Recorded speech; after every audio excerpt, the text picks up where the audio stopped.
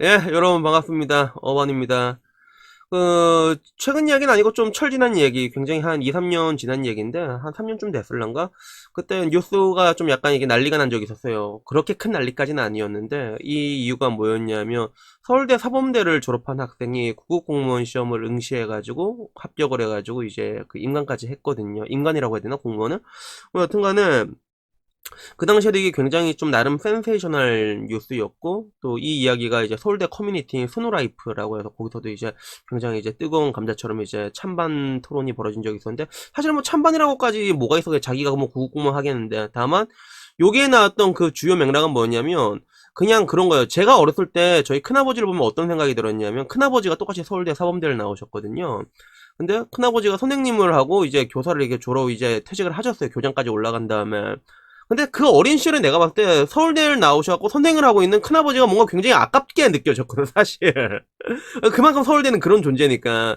물론 내가 어렸을 때랑 지금이랑 왔을 때 그 교사라는 직업도 엄청나게 많은 그런 인식의 변화가 왔긴 했는데, 근데 하물며 약간 이런 기분이었을 것 같아요. 항상 이제 고시를 치더라도 그 5급 이하는 쳐다보지도 않았던 서울대에서 이제 9급을 시험을 쳤으니까 이거는 서울대의 문제뿐만 아니라 다른 모든 학교의 문제인 거야. 아니 너희들은 이제 생태계 파괴자들인데 왜 여기까지 내려오냐 이렇게 될 수가 있는 그런 문제였는데 제가 언젠가 이렇게 지나가면서 한 적이 있잖아요. 그 여자한테 공무원이란 건 굉장히 괜찮은 직업인 것 같다라고 얘기를 했었는데 그게 일단은 정년이란 게 따박따박 보장이 되고 그리고 뭐 휴가나 이런 건 눈치 볼 필요가 없죠. 그리고 호봉소 챙겨서 따박따박 올라가.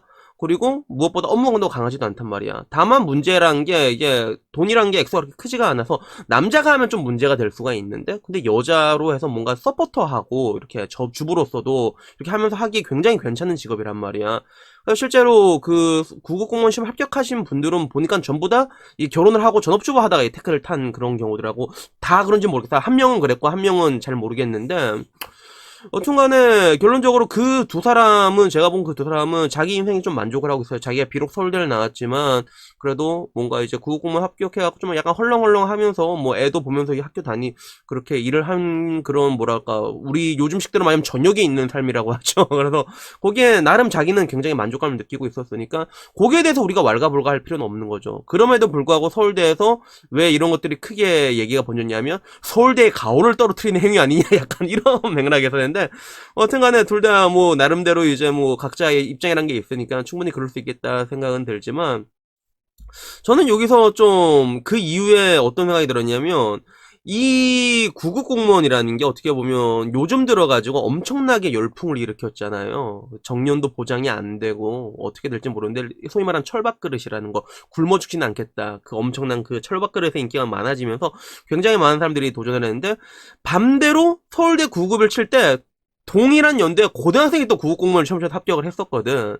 그리고 지금에 와서 보면 그런 고등학생들의 그 국어공무원 테크 있죠. 그러니까 어차피 공무원 할 거냐 4급 4드론 때려버리는 거란 말이야. 그래서 이렇게 올라가는 것들은 지금 와서 굉장히 많다면 굉장히 흔한 좀 흔하지까지는 않지만 좀 보기 되게 흔한 시츄에이션이 됐거든요.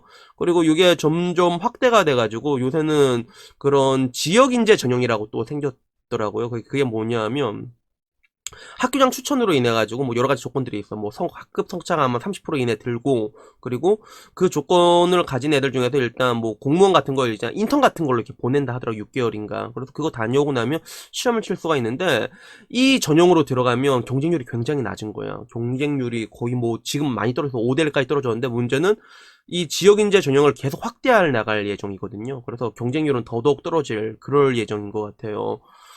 그래서 요거는 근데 일단은 뭐 계속 얘기하자면 전 모든 고등학교가 다 되는 건 아니고 그 특성화고라던가 마이스터고 여기만 좀 해당이 된다 하더라고요. 그래서 사실 생각을 해보면 그 뭐라고 해야 될까 구급 공무원을 합격해서 우리가 하는 행동이라는 게 하는 일이라는 게 업무라는 게 뭐 엄청나게 뭐 많이 배운 그런 지식을 요하는 일을 하는 건 아니잖아.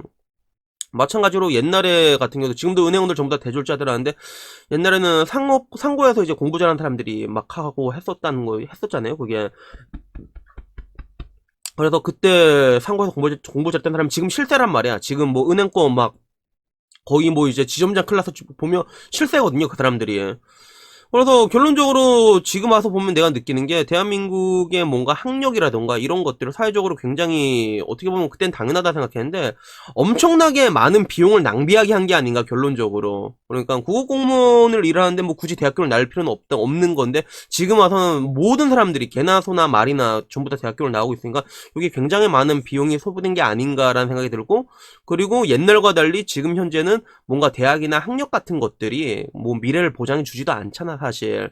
그러다 보니까 미래를 확실하게 보장해 줄 수 있는 철밥그릇 국어 공무원을 향해 갖고 이 사돈을 노실 때리는 이런 학생들을 보니까 저는 이런저런 생각이 좀 많이 들더라고요.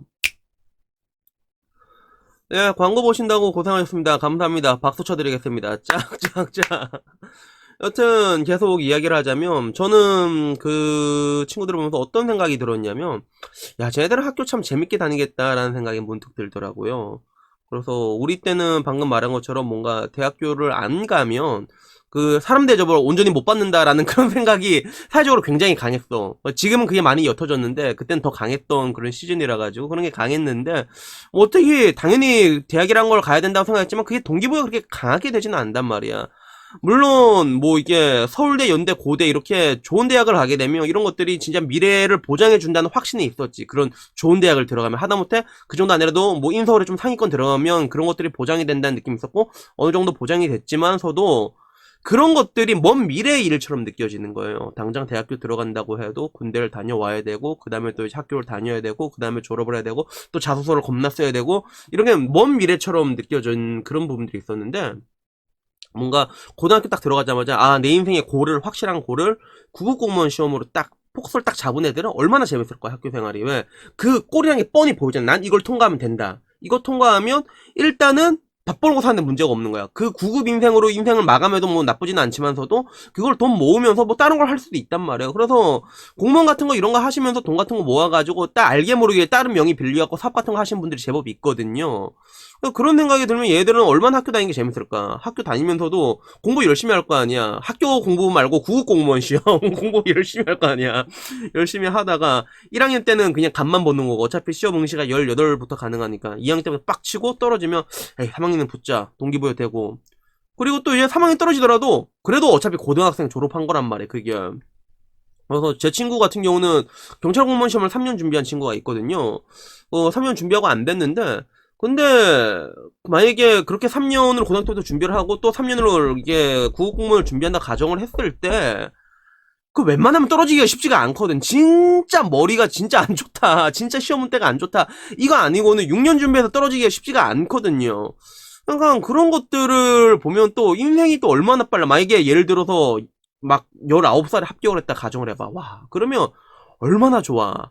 학교 갈 필요 없고 그냥 일하면서 돈 벌고, 처음이야 이제 그게 뭐 공무원 뭐 박봉이라고 하지, 20살 때 그 박봉을 받아보면 얼마나 큰 돈이야. 걔네들은 친구 중에서 완전 히어로란 말이야. 맨날 술 다 사주고 막 술값 구질구질하게 한 5만원 나온 거 했다 먹어라 이렇게 해주고, 또 그 돈 열심히 모아가지고 뭐 휴가 보는데 눈치 볼 필요도 없고 해외여행도 쉴 때마다 왔다 갔다 하기 편하고, 그렇게 놀면서 1년에 돈 1,000만 원씩만 모아도 나중에 되면 나이 차고 그러면 호봉 차면 돈 많아질 거 아니야. 집도 살 수 있고 30 좀 넘어가면 그거 최고거든 진짜. 그래서 그런 것들을 보면서도 아 쟤들은 저렇게 하면 진짜 와 학교 다닐 맛이 나겠다라는 그런 생각이 문득 들더라고요. 그리고 이게 제 유튜브를 이렇게 본 애 중에서 곱비리 한 명이 있거든요. 민혁이라고. 그래서 걔한테도 내가 물어봤어. 걔 수능 시기 전날에도 내 유튜브 이렇게 라방 와 있길래 야 민혁아 너 수능 안 보냐 그러니까 아 자기는 그 어차피 요리 외길 인생에 목숨을 걸었대. 그래서 요리 자격증 따고 다니더라고. 그래서 아 이것도 나쁘진 않겠구나라는 그런 생각이 문득 드는 거야. 어떻게 보면 그런 것들이죠. 우리 때는 생각하기 힘든 것들이 지금 세대에서는 이제 되는 것들이에요. 그래서 대학이라는 것들이 인생을 책임져 주지 않는다는 것들이 이제 애들은 눈으로 봤잖아, 밑에 애들은. 그러니까 일찌감치 그냥 자기 분야의 사드론을 타버리는 거란 말이야. 어떻게 보면 독일 교육제도가 그렇죠. 독일은 보통 레어슐레 그리고 김나지움, 하프트슐레 이렇게 있는데 김나지움이 인문계고 하프트가 실업계라 보면 되거든요. 근데 하프트슐레 거의 60%가 진학한다 보면 돼요. 그래서 하프트슐레를 졸업하면 보통 15살, 16살 이렇게 되거든. 그러면 그 다음에 바로 뭐 하냐면 마스터 자격증으로 들어가는 거야. 그래서 마스터 과정이라는 게 있어가지고 그게 우리나라로 치면 약간 폴리텍 대학 같은 그런 느낌이거든요. 그리고 기술 가르치는 거예요. 굉장히 다양한 기술들, 폭도 되게 넓고, 뭐 제과, 제빵, 요리부터 시작을 해가지고, 뭐 이제 토목, 목공, 화학부터 여러 가지가 다 있단 말이에요. 그래서 그거 딱 수료하고 졸업 딱 하면 마이스터 자격 나오고 또, 그것도 마이스터 클래스가 있다 하더라고. 그래서 완벽한 장인의 길을 걔네들은 이제 걸어가고, 사회에 필요한 이런 모든 사람이 어떻게 화이트 칼라가 될 거야. 물론 독일 내에서도 그런 김나즘을 선호한 경향이 굉장히 강하긴 하지만서도 실제로 투자는 어디 쪽에 많이 하냐면 하업투에 많이 때려받고 있거든요. 왜? 실제로 필요한 일들을 하는 사람들이 이 사람들이란 말이야. 그래서 인문계 가고 그 화이트 칼라는 사람이 이미 30%만 가도 그가 가지고 넘치고 진짜 셀이 깔렸거든. 근데 세상에 필요한 것들은 굉장히 다양한 일들이 필요하니까 그런 사람들을 일시험시 투입해서 키우는 것들이죠.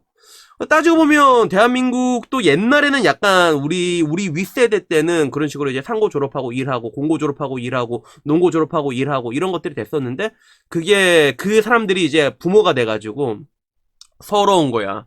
그래서 내가 못 배운 한을 풀어줘야지 하면서 엄청난 그런 학력 인플레가 오기 시작하면서 그렇게 됐다가 결국에는 이제 이런 것들이 미래를 보장해주지 않는다는 걸 알면서 다시 이제 과거로 회귀하고 있는 그런 과정인 것 같거든요. 그러면서 어떻게 보면 따져보면 얼마나 많은 비용이 소모가 됐을까, 낭비가 됐을까라는 그런 생각을 되게 많이 하게 되더라고요.